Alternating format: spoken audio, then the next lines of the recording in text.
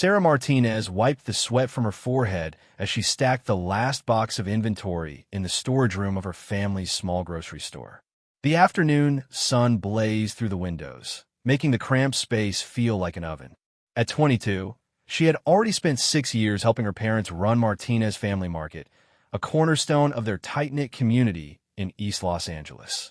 The store had been her father's dream since he immigrated from Mexico 30 years ago.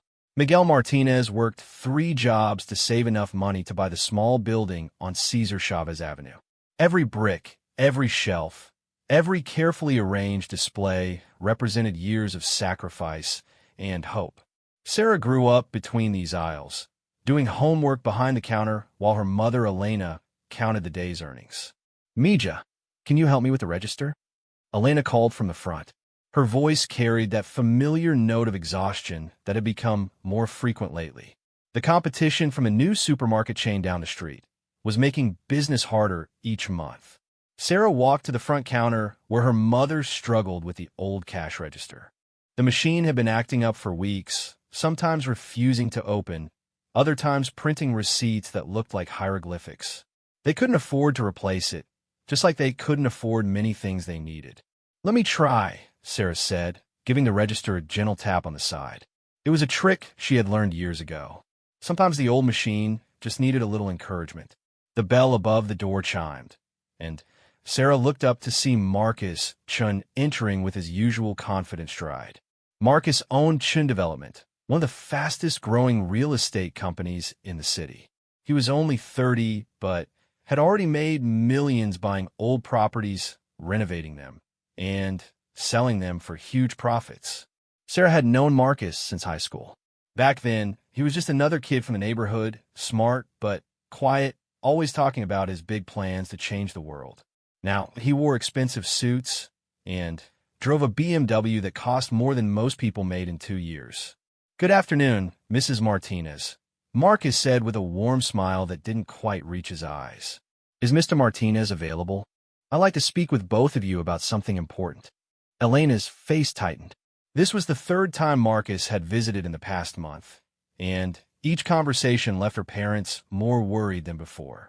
Sarah stepped closer, sensing the tension in her mother's posture. "Miguel is in the office," Elena said carefully. "Sarah, can you get your father?" Miguel emerged from the small office before Sarah could move. He was a stocky man with calloused hands and graying temples, wearing the same tired expression he'd carried for months. The stress of keeping the business afloat was aging him rapidly. "Marcus," Miguel said with forced politeness, "what can we do for you today?" Marcus pulled out a folder from his briefcase, the same leather folder he'd brought on his previous visits. "I want to make you both an offer you should seriously consider. The neighborhood is changing, and change brings opportunity." Sarah watched her father's jaw tighten. They had heard this speech before, delivered with the same practiced confidence that made Marcus successful in his business dealings. "I'm prepared to offer you $2 million for your property," Marcus continued, placing the contract on the counter. "That's significantly more than the current market value. You could retire comfortably, maybe buy a nice house in a quieter neighborhood. $2 million. The number hung in the air like a promise and a threat. Sarah knew her parents had never seen that much money in their entire lives. It represented security, comfort, and the end of daily worries about paying bills and keeping the business running. But she also knew what the offer really meant. Marcus didn't want to preserve their family store or respect the community that had supported it for decades. He wanted to tear down everything her father had built and replace it with luxury condos that none of their current neighbors could afford. "The offer is generous," Miguel said slowly, "but this store is our life. Our customers depend on us. Mrs. Ramirez comes here every morning for her coffee and bread. The Rodriguez family has been shopping here since their kids were babies. We can't just walk away from that." Marcus nodded as if he understood, but Sarah could see the calculation in his eyes. He was already planning his next move, considering different angles of persuasion. "I respect your loyalty to the community," Marcus said, "but you have to think practically. The big chain stores are taking your customers. Your profits are declining. How long can you really hold on? The question stung because it was true.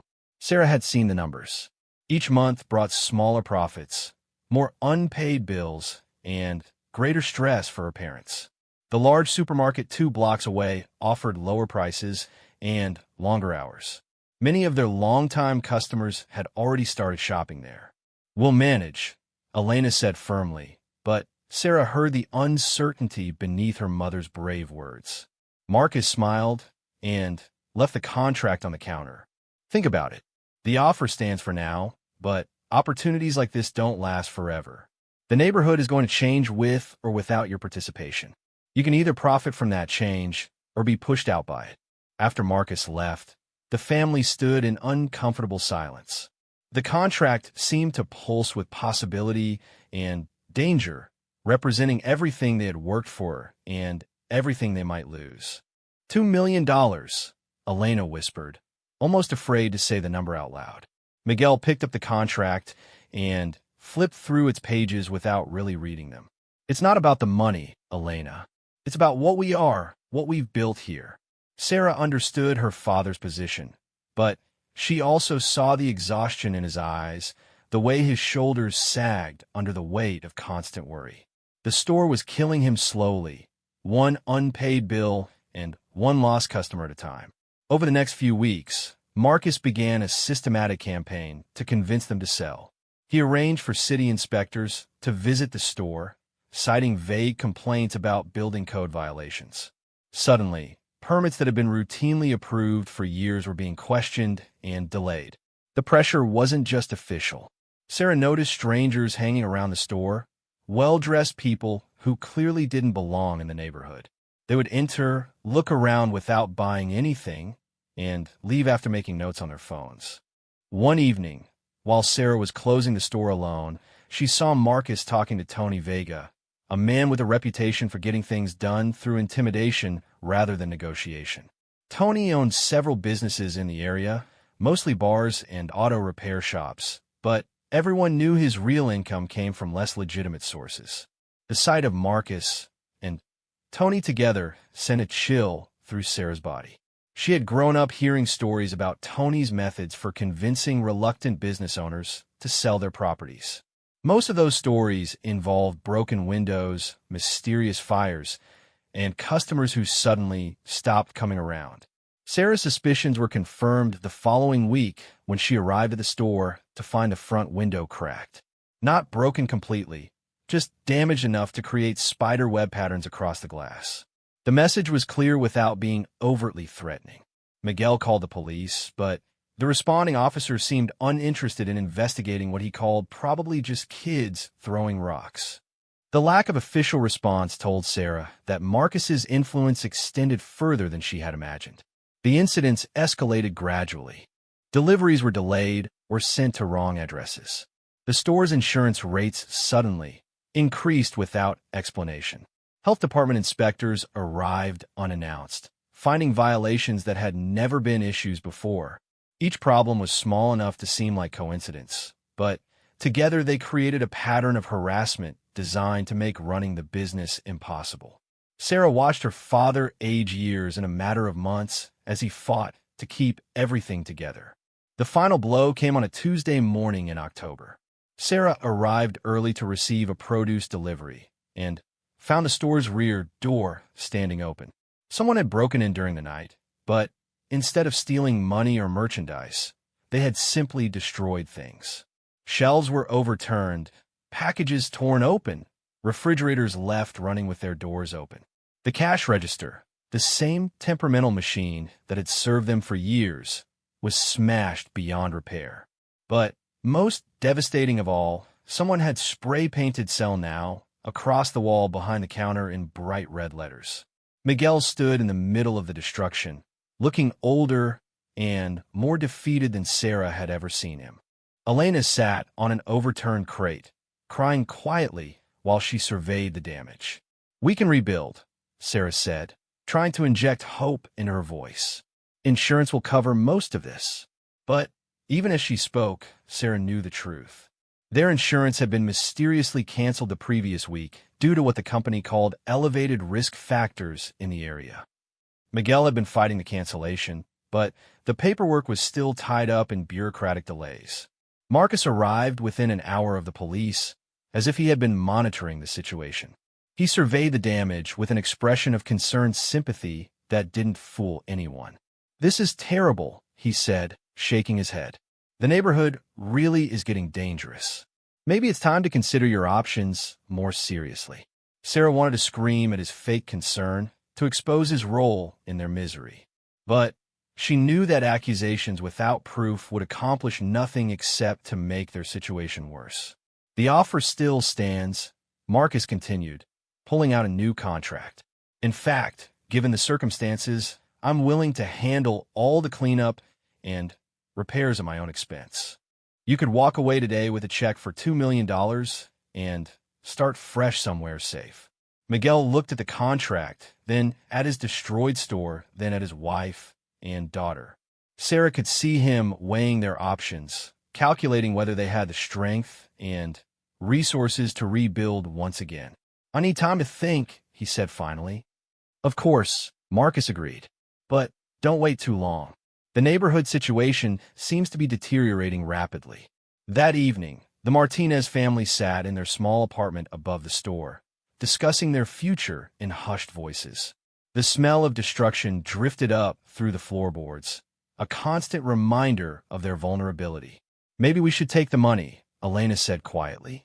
"We could buy a house somewhere nice, maybe start over." Miguel nodded slowly, but Sarah could see the defeat in his eyes. Taking Marcus's offer wouldn't be starting over.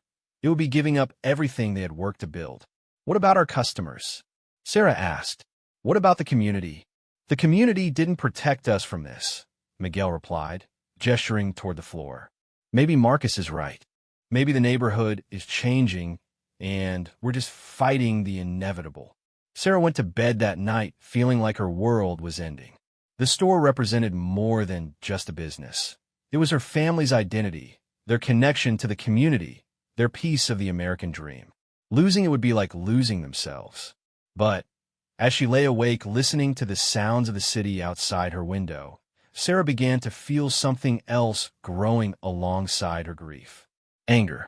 Cold, focused anger at Marcus Chun and everyone who had helped him destroy her family's life.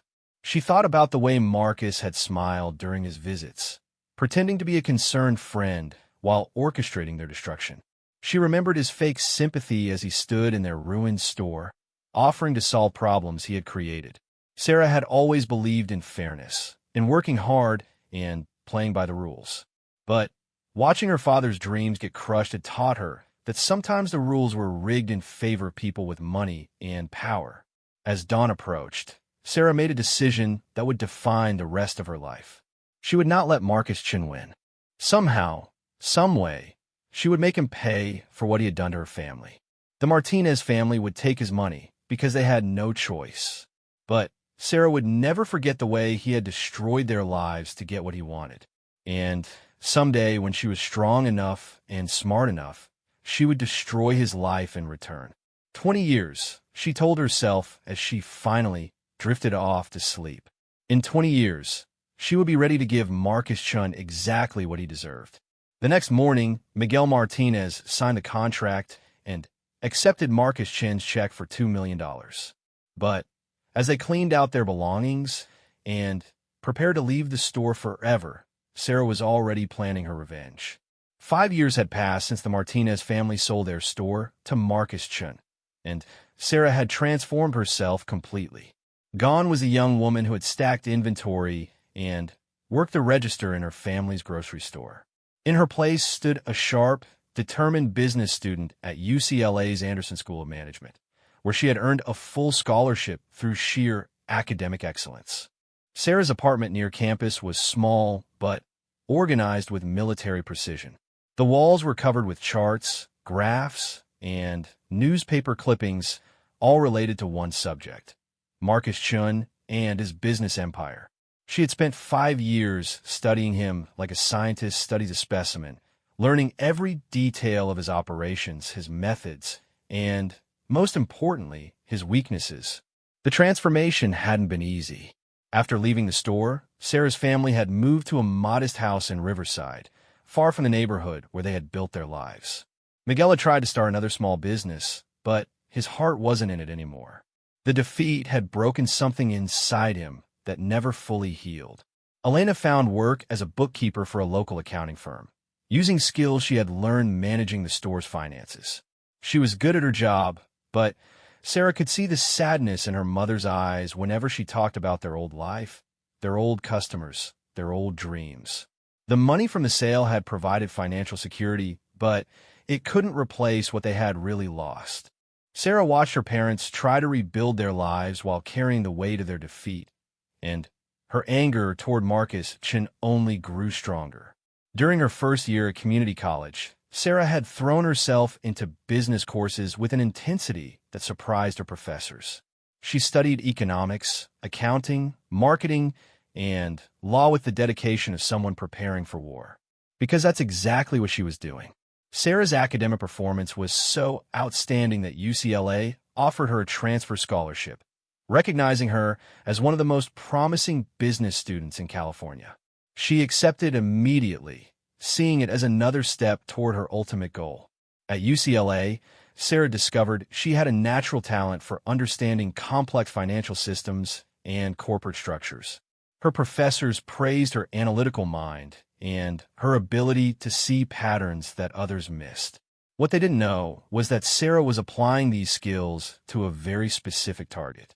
She had spent countless hours researching Chun development, mapping out Marcus's business relationships, studying his investment patterns, and identifying the key pillars that supported his empire.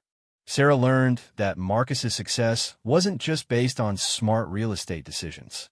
He had built a network of relationships with city officials, bank executives, and other developers that allowed him to access inside information and favorable deals.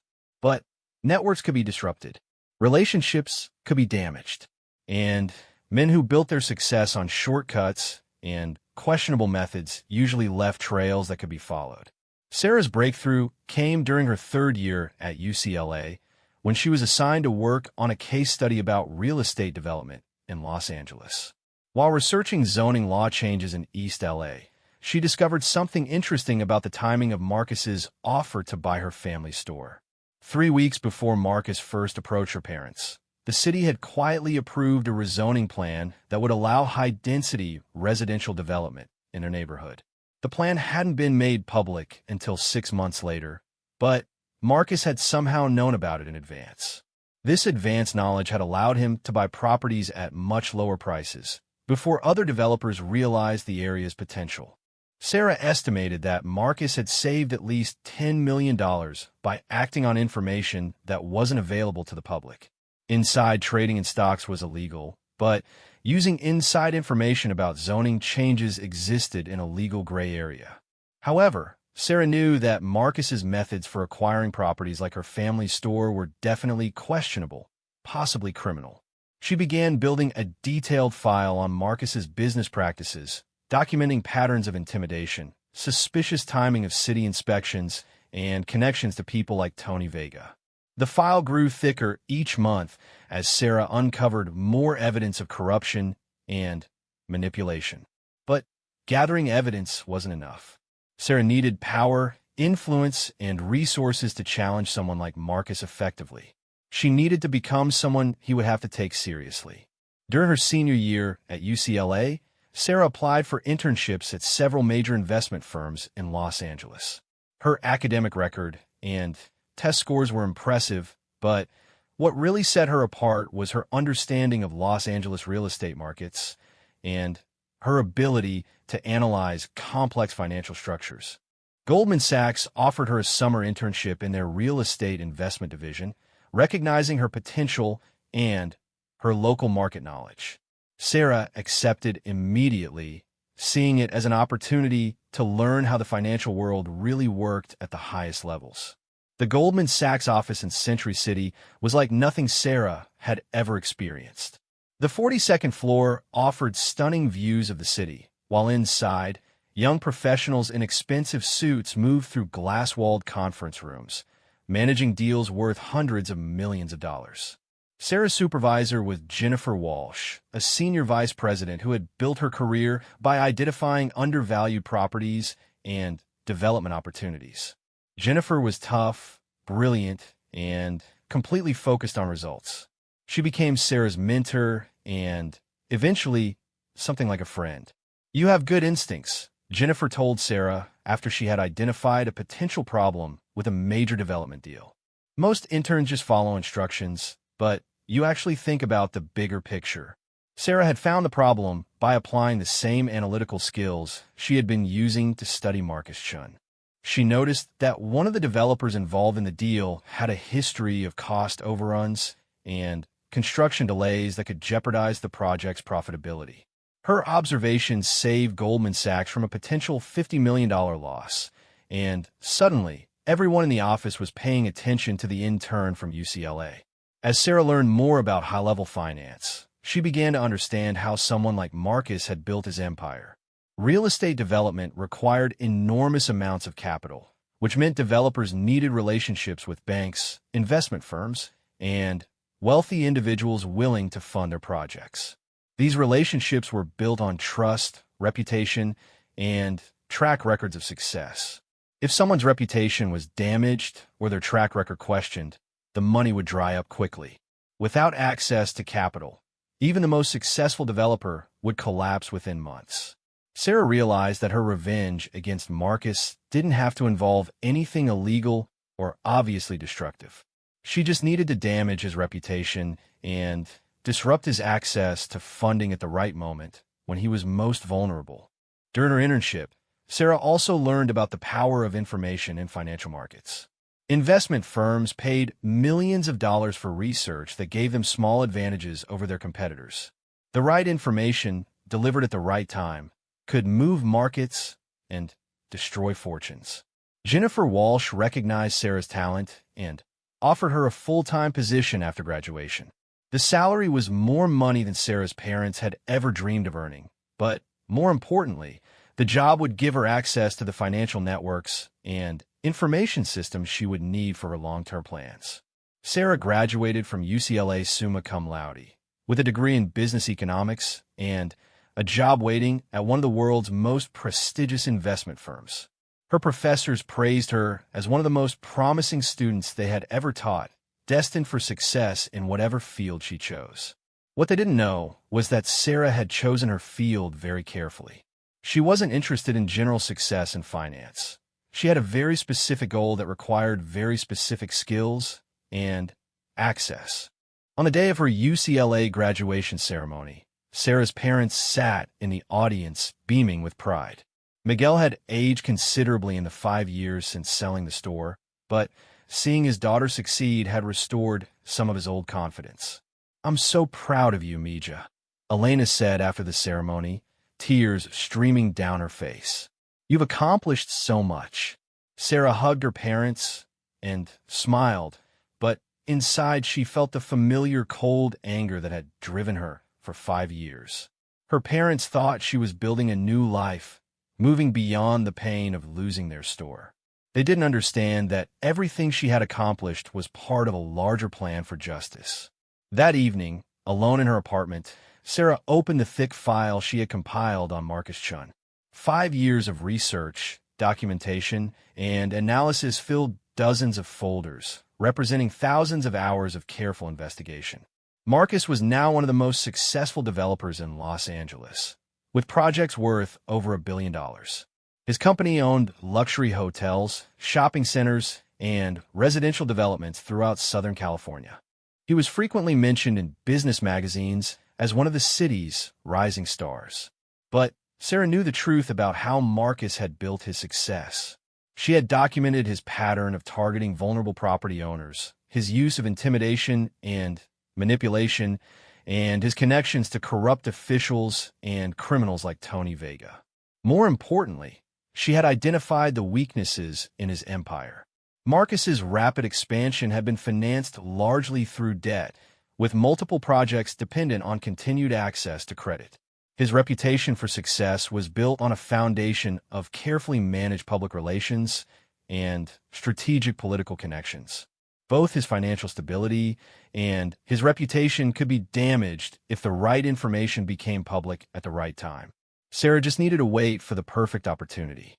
As she started her new job at Goldman Sachs, Sarah continued her surveillance of Marcus's business activities. She tracked his new projects, monitored his financial statements, and followed his political relationships. She was looking for the moment when he would be most vulnerable, when a well-placed attack would do maximum damage. Her job at Goldman Sachs gave her access to sophisticated financial analysis tools and databases that contained detailed information about real estate markets, development projects, and corporate financing. Sarah used these resources to map out Marcus's entire business empire with precision that would have been impossible as a college student. She also began building her own network of relationships within Los Angeles' business community. Sarah attended industry conferences, charity events, and professional meetings, always looking for opportunities to learn more about Marcus and the people who supported his success. At one such event, Sarah met David Kim, investigative journalist who specialized in covering corruption in local government. David had written several articles about questionable real estate deals in Los Angeles, and Sarah realized he might be a valuable ally when the time came to expose Marcus's methods. "There's definitely something fishy about some of these development deals," David told Sarah during a conversation at a charity fundraiser. "But proving corruption is incredibly difficult. You need documentation, witnesses, and usually someone on the inside willing to talk."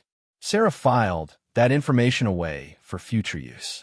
When the time came to destroy Marcus Chun, she would need more than just evidence of his wrongdoing. She would need a way to ensure that evidence reached the right people and had maximum impact. Over the next 2 years, Sarah established herself as one of Goldman Sachs's most promising young analysts. Her reports on Los Angeles real estate markets were considered essential reading for anyone investing in Southern California development projects. Jennifer Walsh became not just Sarah's supervisor, but her champion within the firm, pushing for promotions and increased responsibilities. Sarah's colleagues respected her intelligence and work ethic, seeing her as someone destined for partnership and eventual leadership. But Sarah's real work happened after hours, when she continued her careful study of Marcus Chen's business empire. She had identified several potential pressure points where targeted action could cause significant damage. Marcus's newest project was a massive mixed-use development in downtown Los Angeles, financed through a complex partnership with pension funds and foreign investors. The project was leveraged heavily, meaning that any significant delay or cost increase could threaten the entire company's financial stability. Sarah also discovered that Marcus's political connections, while extensive, were actually quite fragile. Several of his key allies in city government were facing their own corruption investigations, and their association with Marcus could become a liability if his own questionable practices were exposed. Most importantly, Sarah had learned that Marcus's reputation was everything to his business. Real estate development was built on relationships and trust, and developers who lost the confidence of their investors and partners could collapse quickly, no matter how successful they had been in the past. 8 years had passed since Marcus Chun destroyed her family's life, and Sarah had spent every day of those years preparing for revenge. She had transformed herself from a grocery store clerk into a sophisticated financial analyst with access to resources and information that Marcus couldn't imagine. But Sarah knew she needed more time to position herself perfectly for the attack. Marcus's empire was large and complex, with multiple sources of funding and various backup plans. Destroying it would require perfect timing and flawless execution. Sarah set a new timeline for herself: 12 more years of preparation, building her own power base, and waiting for the ideal opportunity. By then, she would have the experience, resources, and strategic position necessary to deliver the devastating blow that Marcus deserved. She had already waited 8 years for justice. 12 more years seemed like a small price to pay for complete and total revenge. 15 years had transformed Sarah Martinez from a broken young woman into one of Los Angeles's most influential financial power brokers. At 37, she was the youngest managing director in Goldman Sachs's West Coast real estate division, overseeing billions of dollars in property investments and development financing. Her corner office on the 45th floor of the Century City Tower commanded breathtaking views of the city she had learned to navigate like a chess master. From her desk, she could see the distant neighborhood where her family store had once stood, now filled with the luxury condominiums that Marcus Chun had built on its ruins. But Sarah rarely looked in that direction anymore.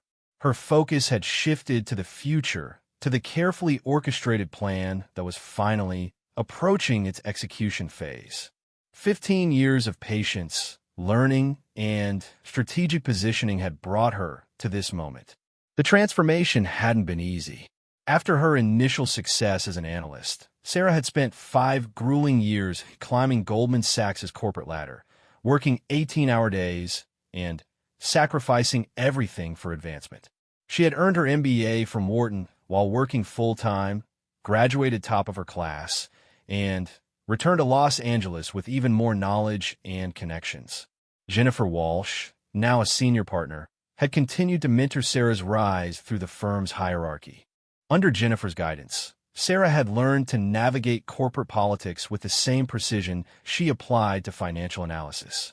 She built alliances, managed rivalries, and positioned herself as indispensable to the firm's Los Angeles operations. "You've got killer instincts," Jennifer had told her during Sarah's promotion to vice president. "Most people in this business are smart, but you understand the game on a different level." Jennifer was right about Sarah's instincts, though she didn't understand their true source.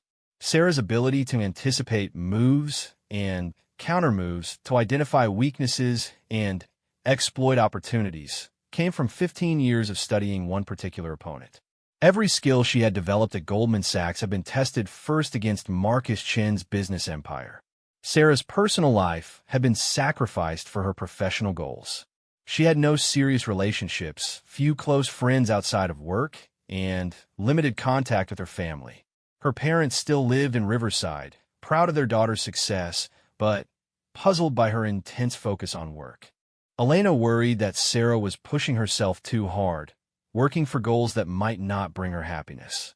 Miguel was simply proud that his daughter had achieved the kind of success that he had only dreamed of for his family. Neither parent knew about Sarah's real motivation or her long-term plans. She had learned to compartmentalize her emotions, presenting a professional facade while nurturing the cold anger that had driven her for 15 years. Sarah's reputation in Los Angeles business circles was spotless. She was known as brilliant, ethical, and absolutely reliable. Her real estate investment recommendations had generated hundreds of millions in profits for Goldman Sachs clients, and her analysis of market trends was considered among the best in the industry. This reputation was crucial to Sarah's plans.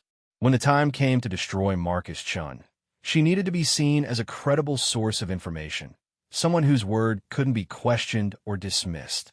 Over the years, Sarah had also cultivated relationships with key figures in Los Angeles media, politics, and law enforcement. She attended the right charity events, served on nonprofit boards, and maintained carefully constructed friendships with people who could be useful when the time came.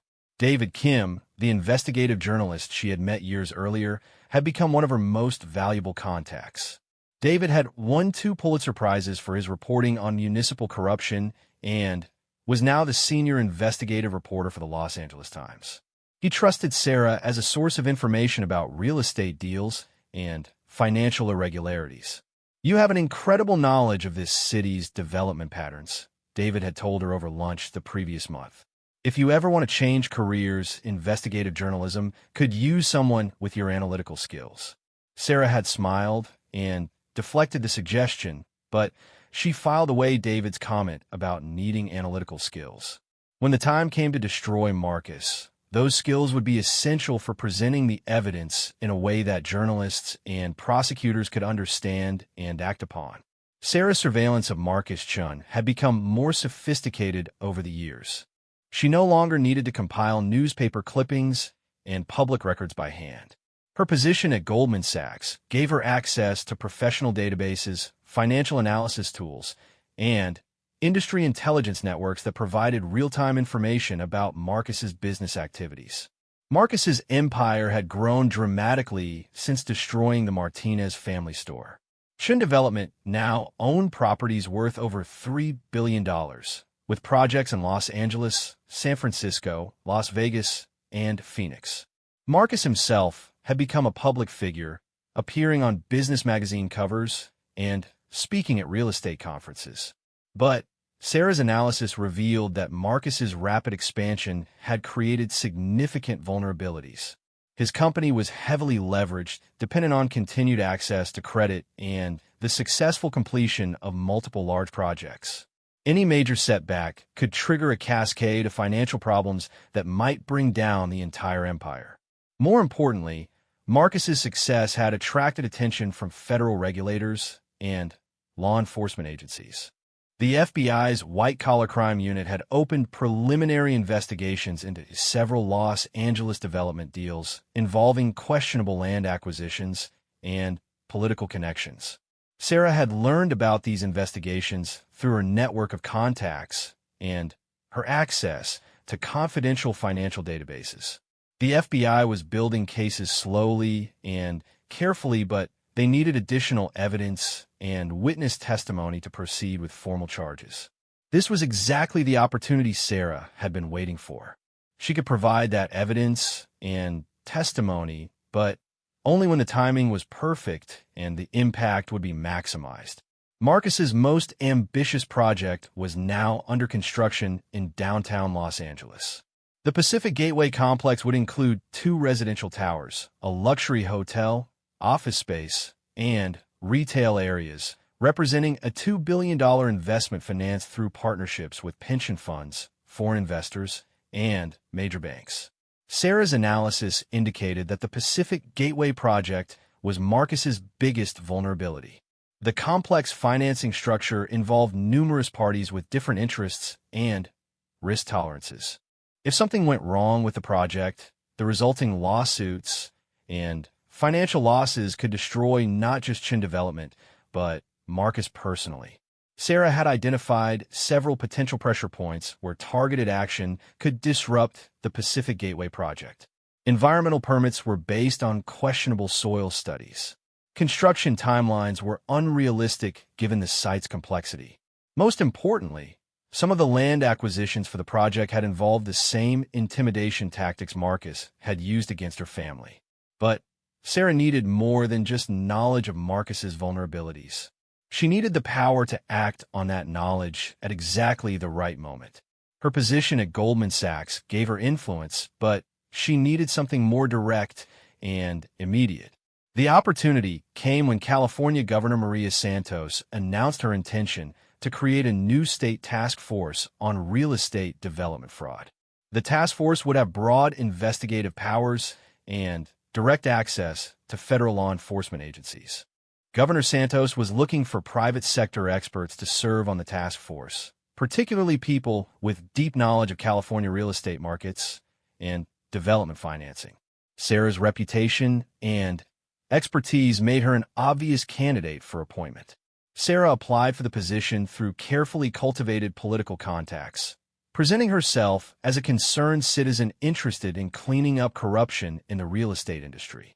Her application was supported by letters of recommendation from business leaders, nonprofit executives, and academic experts who knew her professional work. The appointment process took 6 months, during which Sarah continued her careful surveillance of Marcus's business activities. She documented new instances of questionable land acquisitions, identified additional political connections that might violate ethics laws, and tracked the financial progress of the Pacific Gateway project.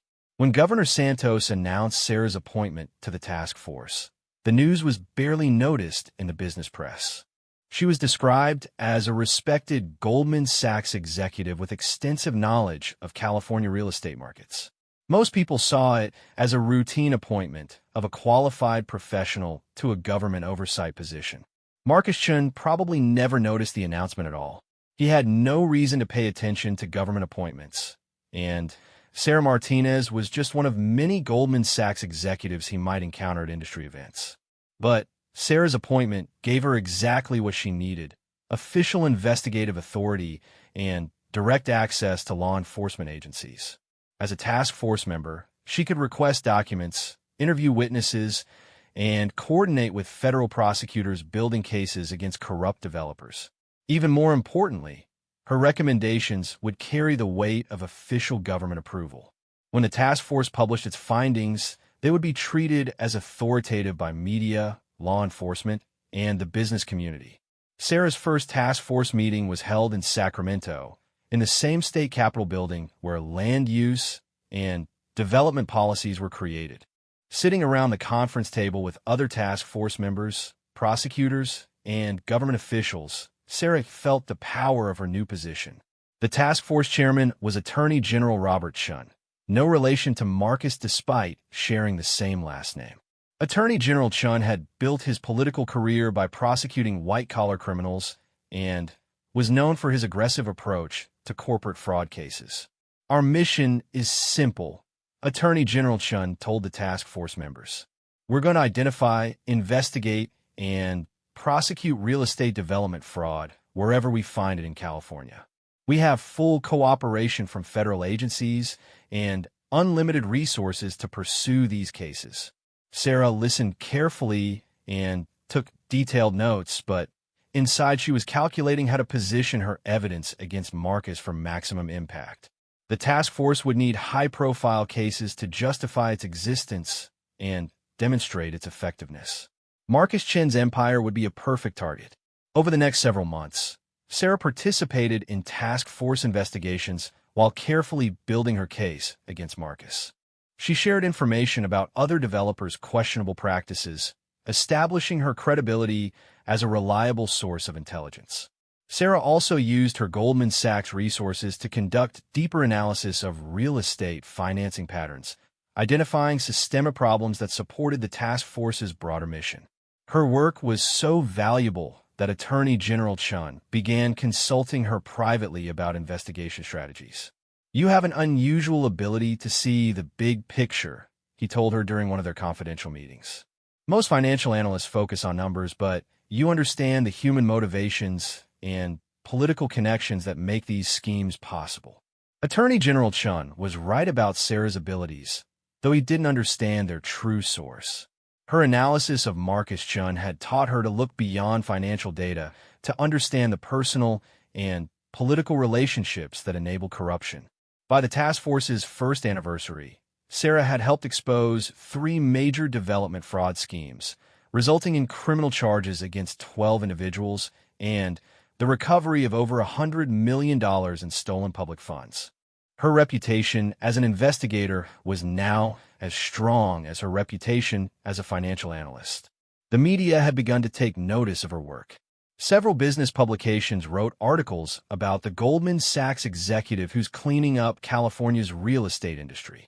Sarah carefully managed her public profile, accepting some interview requests while declining others, building recognition without becoming overly visible. She was particularly careful about maintaining her relationship with David Kim at the Los Angeles Times. David had covered several of the task force's investigations and had come to rely on Sarah as a source of background information and context. "You've helped us understand these complex financial schemes," David told her. "Without your explanations, most of this stuff would be impossible for the public to follow." Sarah had been preparing David without him realizing it, teaching him how to analyze real estate development deals and identify the signs of corruption and fraud. When the time came to expose Marcus Chun, David would have the knowledge and context needed to tell the story effectively. Now, 18 years after Marcus Chun destroyed her family's store, Sarah was finally ready to destroy his empire. She had the evidence, the authority, the credibility, and the platforms needed to deliver a devastating attack that Marcus wouldn't be able to survive. The Pacific Gateway project was behind schedule and over budget, creating exactly the kind of financial stress that would make Marcus vulnerable. Several of his political allies were facing their own corruption investigations, reducing their ability to protect him. Most importantly, the FBI's preliminary investigations had reached the point where additional evidence could trigger formal charges. Sarah opened her secure files containing 18 years of research on Marcus Chun and began preparing her final attack. Every document, every connection, every instance of corruption and intimidation would be presented in a coordinated campaign that would destroy Marcus's reputation, his financial empire, and his freedom. The time for patience was over. The time for revenge had finally arrived. 20 years had passed since Marcus Chun forced the Martinez family to sell their store, and Sarah was finally ready to strike. At 38, she had transformed herself into the perfect weapon against the man who had destroyed her family's dreams. Every skill she had acquired, every relationship she had built, every position she had achieved was aimed at this single moment of reckoning. The opportunity came sooner than expected, triggered by Marcus's own arrogance and greed. The Pacific Gateway project had run into serious trouble, with construction delays, cost overruns, and environmental problems that threatened to bankrupt Chin Development. Marcus was scrambling to secure additional financing while managing increasingly nervous investors and creditors. But Marcus made a fatal mistake. Under pressure to save his flagship project, he decided to use the same intimidation tactics that had worked 20 years earlier against small business owners like the Martinez family. This time, however, his target was someone with the power to fight back. Elena Rodriguez owned a small auto repair shop adjacent to the Pacific Gateway construction site. Her building was old, but structurally sound, and she had no interest in selling to Chin Development for their offered price, which was far below market value. Elena's refusal to sell was blocking Marcus's plans to expand the project's parking facilities. Sarah learned about the situation through her network of contacts and immediately recognized the pattern. Marcus was using the same playbook he had used against her family: sudden building inspections, mysterious permit problems, intimidation by associates, and escalating pressure designed to force a sale. But Elena Rodriguez was not Miguel Martinez.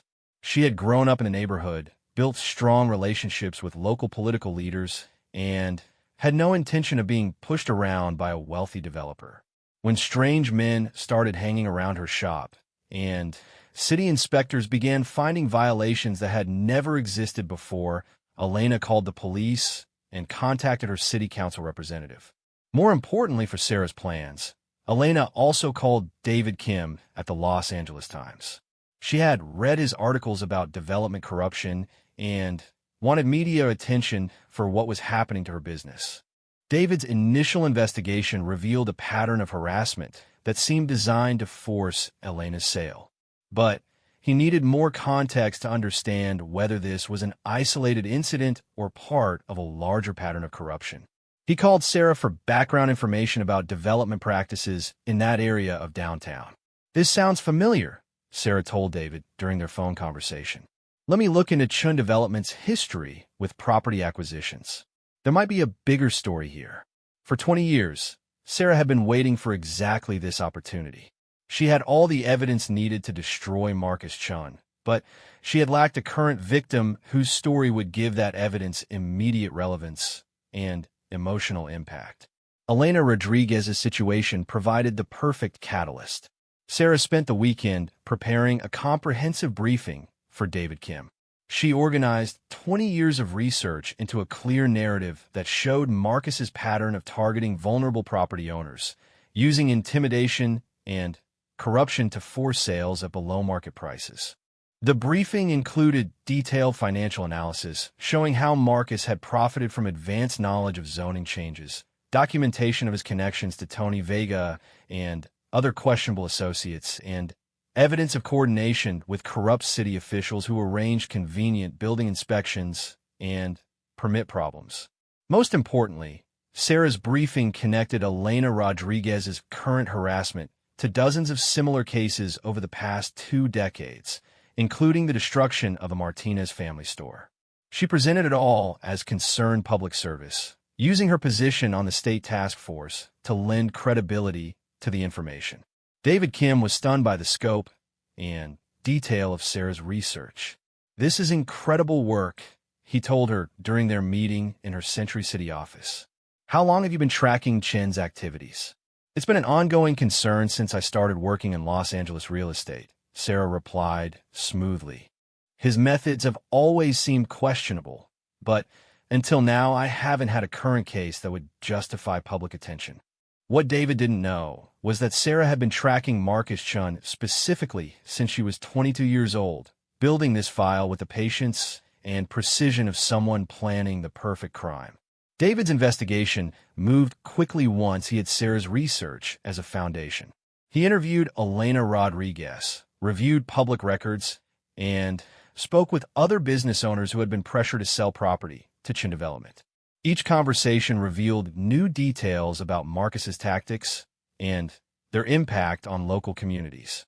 The Los Angeles Times published David's first article on a Wednesday morning with the headline, "Developer Accused of Intimidation Tactics in Downtown Land Grab." The article focused on Elena Rodriguez's story, but included background information about Chun Development's history of controversial property acquisitions. Marcus's response was immediate and predictable. His lawyers sent threatening letters to the Los Angeles Times demanding retractions and threatening lawsuits for defamation. Chin Development issued press releases denying all allegations and claiming that Elena Rodriguez was simply trying to extract more money for her property. But Marcus's aggressive response only convinced David Kim that the story was worth pursuing further. When developers threaten lawsuits over legitimate investigative reporting, it usually meant there was more to discover. David called Sarah for additional background, and she provided more information from her files. Each piece of evidence was carefully selected to build momentum for the larger story while maintaining her cover as a concerned task force member sharing relevant information. The second article appeared a week later. Federal investigators review developers' business practices. This story revealed that the FBI was already investigating Chun Development for possible violations of federal corruption laws, and that the State Task Force on Development Fraud was coordinating with federal prosecutors. Sarah had used her task force position to confirm the federal investigation and provide additional evidence to prosecutors.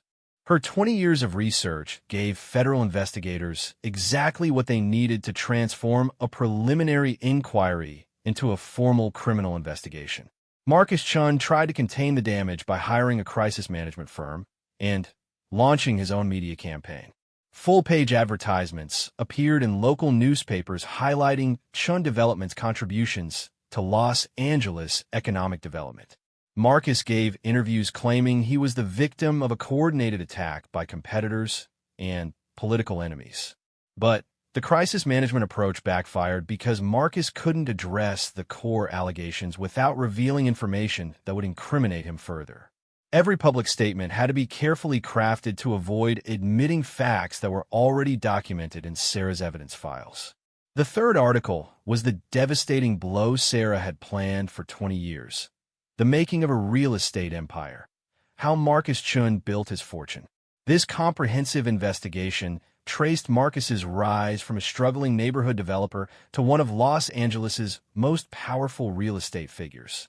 David's reporting, guided by Sarah's research, revealed the systematic nature of Marcus's corruption.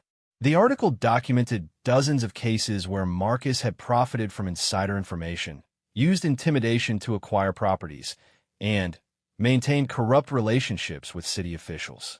The centerpiece of the article was the story of the Martinez family grocery store, presented as a perfect example of Marcus's methods.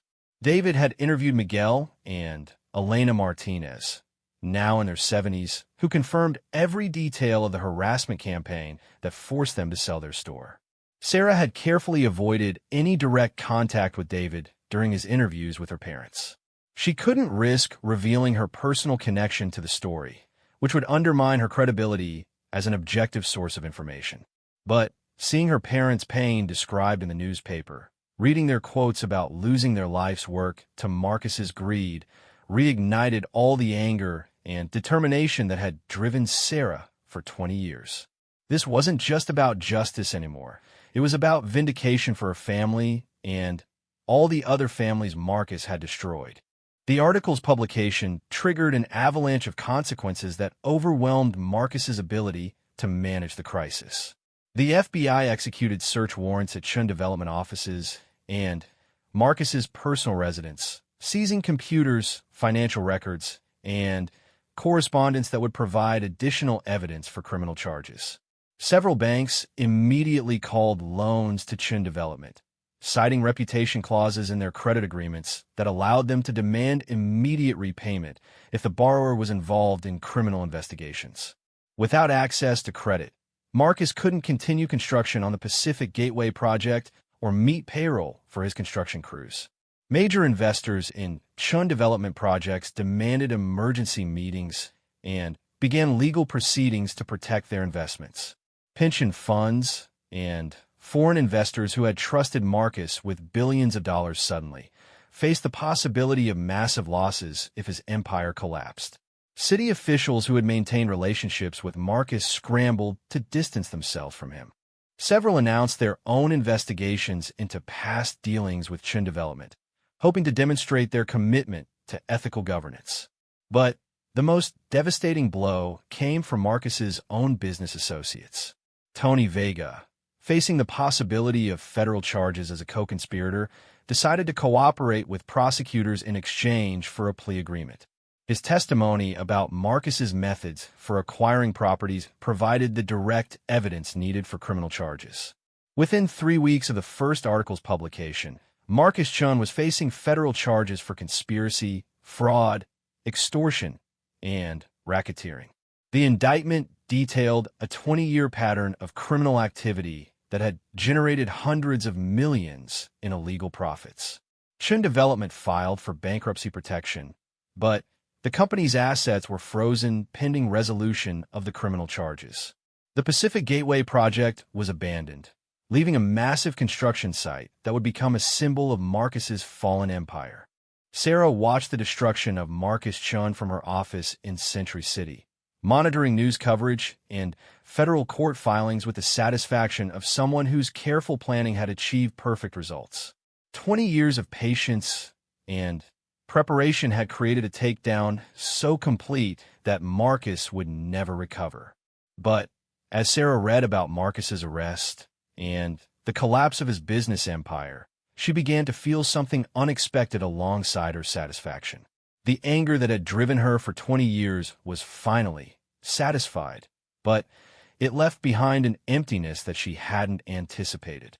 Her entire adult life had been organized around destroying Marcus Chun. Every decision, every relationship, every achievement had been measured against its usefulness for that ultimate goal. Now that the goal was achieved, Sarah wasn't sure what came next. She had sacrificed personal happiness, family relationships, and genuine friendships for the sake of revenge.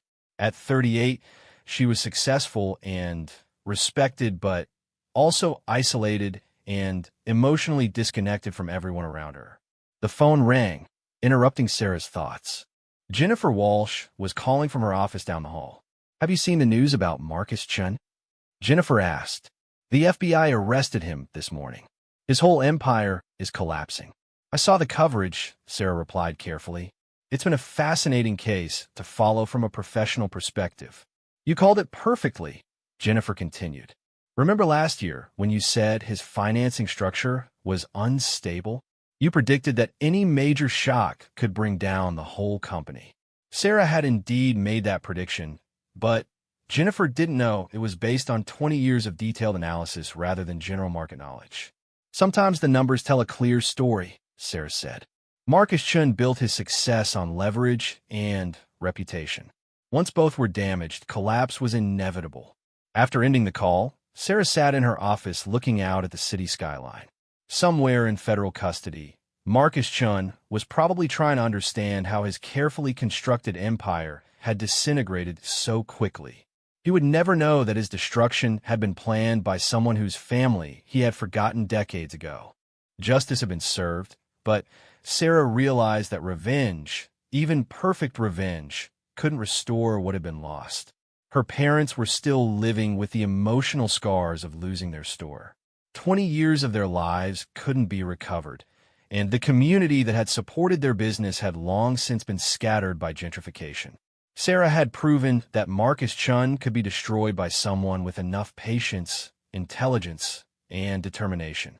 But she was beginning to wonder whether that proof had been worth the cost of her own life and happiness. Tomorrow, she would need to decide what to do with the rest of her life, now that the purpose that had defined it for 20 years was finally complete. 3 months had passed since Marcus Chin's arrest, and Sarah Martinez sat in her office staring at a decision that would define the rest of her life. The federal prosecutor had offered her the chance to testify at Marcus's trial, to publicly reveal her role in his downfall, and, finally, claim credit for 20 years of careful planning. But as she read through the prosecution's witness list and trial strategy, Sarah found herself questioning everything she had worked toward. The victory she had dreamed of for 20 years felt hollow and incomplete, leaving her with more questions than answers about justice, revenge, and the price of both. Marcus Chin's criminal trial was scheduled to begin in 6 weeks. Federal prosecutors had built their case largely on the evidence Sarah had provided through the state task force, combined with Tony Vega's cooperation and testimony from dozens of property owners who had been victimized by Chun Development's intimidation tactics. The charges were serious enough to put Marcus in federal prison for the rest of his life. Conspiracy, fraud, extortion, and racketeering carried mandatory minimum sentences that would total over 30 years. At 52 years old, Marcus Chun faced the prospect of dying in prison. Sarah should have felt satisfied by that prospect. For 20 years, she had imagined Marcus paying for his crimes against her family and others. She had constructed elaborate fantasies about his downfall, his public humiliation, and his eventual imprisonment. But now that those fantasies were becoming reality, Sarah discovered that revenge didn't provide the emotional resolution she had expected. Instead of satisfaction, she felt empty. Instead of closure, she felt lost. The prosecutor, Assistant U.S. Attorney Michael Torres, had contacted Sarah about testifying as a government witness. Her testimony would be crucial for establishing Marcus's pattern of criminal behavior and demonstrating the sophisticated nature of his corruption schemes. Your 20 years of research and documentation is the backbone of our case, Torres had told her during their meeting. The jury needs to understand that this wasn't just a few isolated incidents, but a systematic criminal enterprise that destroyed families and communities. Torres was right about the importance of Sarah's evidence, but he didn't know about her personal connection to the case. Sarah had maintained her cover as a concerned task force member and Goldman Sachs executive who had uncovered corruption through professional analysis. But testifying at trial would require her to reveal details about her investigation that might expose her true motivations. Defense attorneys would certainly question why a busy financial executive had spent 20 years meticulously tracking one developer's business activities. More importantly, Sarah was beginning to question whether destroying Marcus Chun had actually accomplished anything meaningful. His conviction would satisfy legal requirements for justice, but it wouldn't restore her family's store or undo 20 years of pain and displacement. The Martinez family grocery store was gone forever, replaced by luxury condominiums that none of their former customers could afford. The tight-knit community that had supported the store had been scattered by gentrification and development. Miguel and Elena Martinez were now in their 70s, their dreams permanently broken by Marcus's greed. Sarah's pursuit of revenge had given her professional success and personal power, but it had also cost her the opportunity to build a genuine life. At 38, she had no meaningful relationships outside of work, no family of her own, and no interest beyond the obsession that had consumed her adult life. The irony was bitter. In her quest to punish Marcus Chun for destroying her family, Sarah had sacrificed her own chance at happiness and fulfillment. These thoughts were interrupted by a call from David Kim at the Los Angeles Times. David had been covering Marcus's case extensively and wanted Sarah's perspective on the upcoming trial. The defense is claiming that Chun was a legitimate businessman who got caught up in standard industry practices, David told her. They're arguing that real estate development is inherently aggressive and that Marcus didn't do anything different from other successful developers. Sarah knew this defense strategy would fail because of the evidence she had provided, but David's comment made her think about the broader implications of Marcus's case. Was Marcus Chun truly unique in his corruption and criminality, or was he simply one example of systemic problems in real estate development? During her 20 years of research, Sarah had encountered dozens of other developers who used questionable methods to acquire properties and build their empires. Marcus was more systematic and ruthless than most, but he wasn't operating in isolation. The real estate development industry in Los Angeles was built on relationships with political officials, access to inside information, and the ability to pressure vulnerable property owners. Marcus had simply been more effective at exploiting these systemic weaknesses. What's your assessment of the broader industry reforms needed to prevent future cases like Chen's? David asked.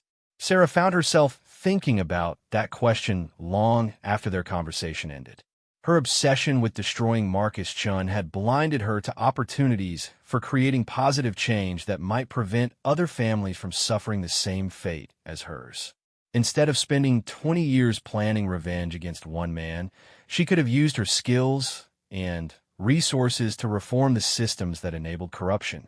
She could have advocated for stronger property owner protections, more transparent development processes, and better enforcement mechanisms. The realization was devastating. Sarah's quest for personal revenge had prevented her from pursuing justice that might have helped thousands of other families. That evening, Sarah drove to Riverside to visit her parents for the first time in months. Miguel and Elena were proud of their daughter's professional success, but they had noticed her increasing isolation and emotional distance. "You work too hard, Mija," Elena said as they sat in the small kitchen of her parents' house. "Success is important, but happiness is more important." Sarah looked around the modest house her parents had bought with the money from selling their store. It was comfortable, but sterile, lacking the warmth and community connection that their old home above the grocery store had provided. "Do you ever think about what might have been different?" Sarah asked. "If we had fought harder to keep the store, or if we had found another way to resist Marcus Chun?" Miguel considered the question carefully. "I think about it sometimes," he admitted. "But dwelling on the past doesn't change anything. We did the best we could with the choices we had. But what if there had been other choices?" Sarah pressed. "What if someone with more power and resources had helped us fight back?" Elena reached across the table to take her daughter's hand.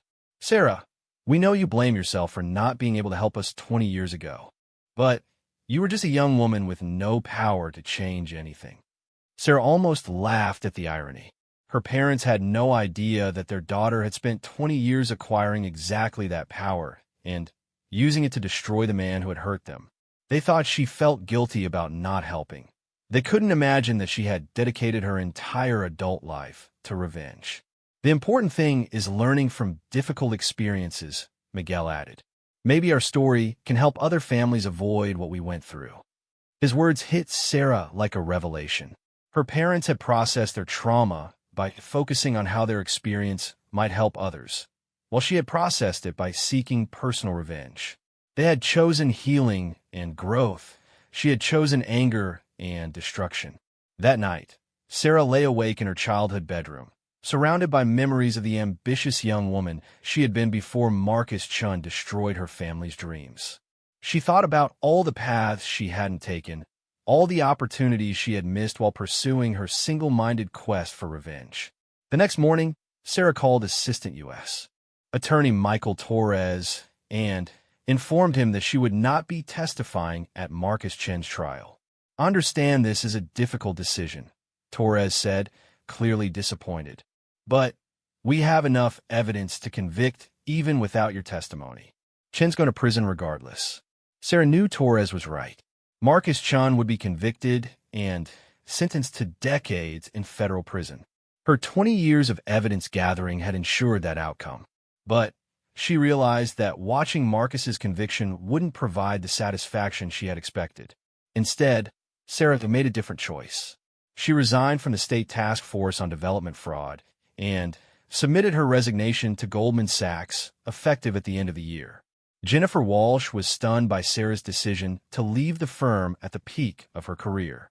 "You're one of our most valuable people," Jennifer protested. "With your track record and reputation, you could be a partner within 5 years." Sarah smiled, feeling genuinely happy for the first time in years. "I appreciate everything you've done for me, Jennifer. But I need to try something different." Over the following months, Sarah developed a plan for using her skills and resources in a completely different way. Instead of pursuing corporate success or personal revenge, she would work to prevent other families from experiencing what hers had endured. Sarah established the Martinez Foundation for Community Development, funded with her savings from 20 years of high-paying financial work. The foundation would provide legal assistance, advocacy support, and financial resources to help small business owners resist predatory development practices.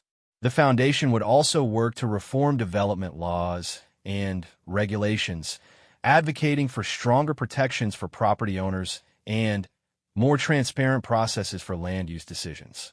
Sarah's experience in finance, law, and government would be used to create systemic changes rather than individual victories. Most importantly, Sarah reconnected with her parents and began the process of rebuilding relationships that had been neglected during her years of obsession. She moved back to Los Angeles, but found an apartment near her parents in Riverside, making family time a priority for the first time in 20 years. "I'm proud of what you're doing," Miguel told her when she explained the foundation's mission. "This is how our story can help other families." Elena was more direct. "You seem happier than you've been in years. Success is good, but purpose is better." Sarah's decision not to testify at Marcus Chen's trial meant that she never received public credit for his downfall. Most people never knew that the 22-year-old woman who had lost her family's store had grown up to become the sophisticated financial analyst who provided the evidence that destroyed Chen development. But Sarah discovered that she didn't need that recognition. Marcus Chen was convicted and sentenced to 35 years in federal prison, which was justice enough.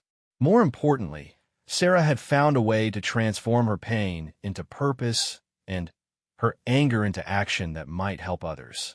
The Martinez Foundation's first major victory came 2 years later, when it helped a group of small business owners in East Los Angeles successfully resist a development project that would have displaced their community.